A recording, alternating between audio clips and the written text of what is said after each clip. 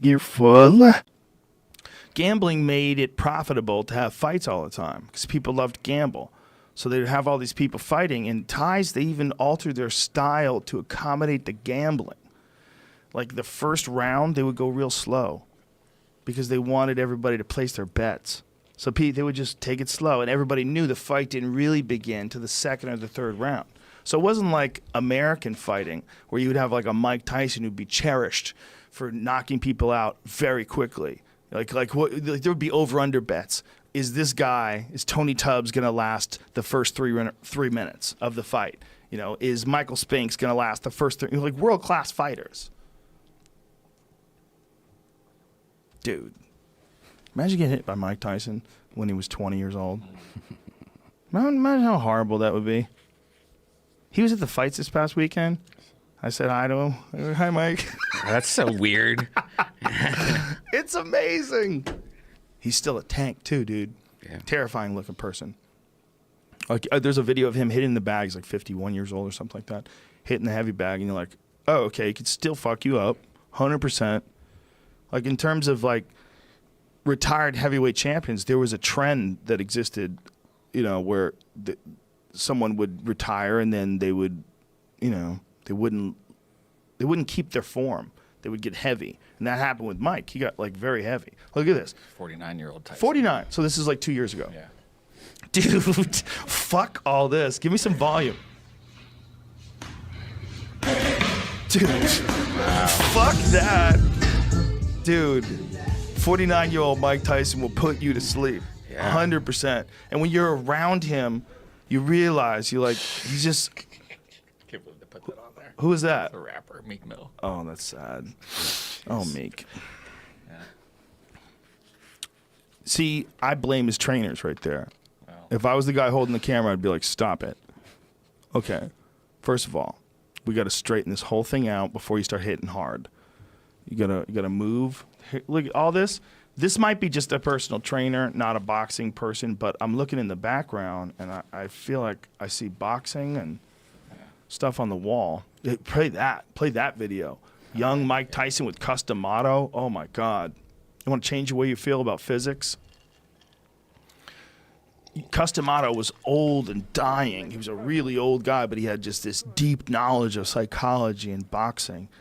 And he trained this unbelievably fast and powerful, talented kid who had massive hunger for success. The whole story of Mike Tyson a lot is wrapped up in the story of Customato, who had been around forever.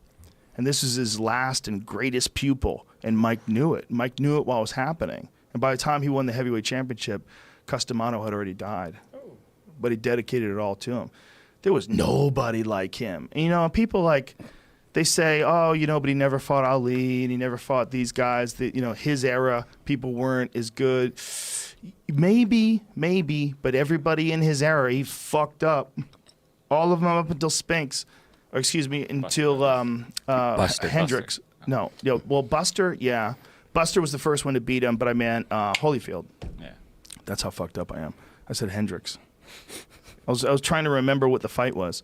When Holyfield beat Tyson those 2 fights in a row, like that was big. And when Tyson bit his ear, like that was big. Like that was like when you realize like he's not the same guy he was. We both lived in Columbus when Buster Douglas knocked him out. That was a crazy, like he became the big fucking hero. No one knew who he was really, I feel like. Yeah, when I was young, and then he was supposed to take over the east side of the city. He was going to like change everything, have a big giant boxing gym, and never happened.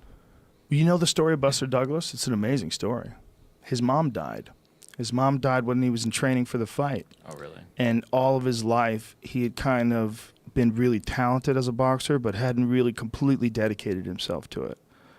So when his mom died, he went completely insane in the gym in preparation for Tyson.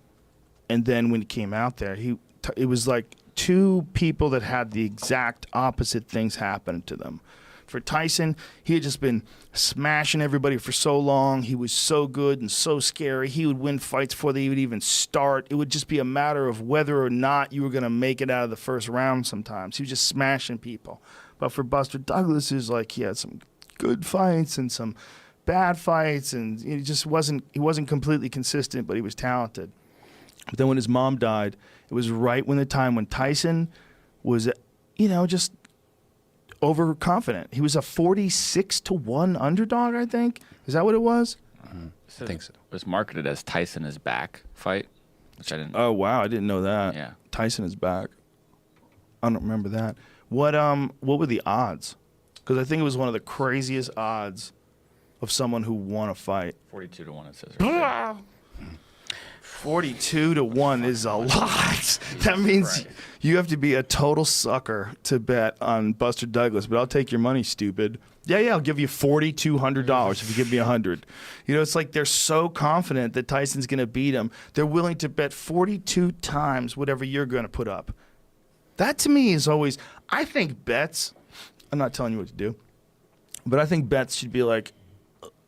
I think actually, I take it back. I think you should be able to do whatever you want. But I think the real bet should be, who do you think is going to win? Let's make it real clear. Who's going to win? If you say, will Michael Spinks make it out of the first round? Like, all right, now we're getting weird. Because this is some shit you might be able to affect. Maybe you might be able to talk to Michael. Mike, there's a lot of money in this fight. But there's even more if we can get to the second round. You know what I'm saying, bro? You know what I'm saying? I think the last bet I hit like that was Amanda Nunes. Yeah. KO in the second round, like specifically picked that. That's very important to protect against that kind of influence because that shit's real. That shit's happened throughout sports. If someone comes up to you and goes, look, there's a lot of money if this fight goes into the third round. That's all we got to do. Look, here's the odds. 72-1. 72-1 this fight goes to the third round. You know what that means? You let the fight go to the third round and we'll make a lot more money.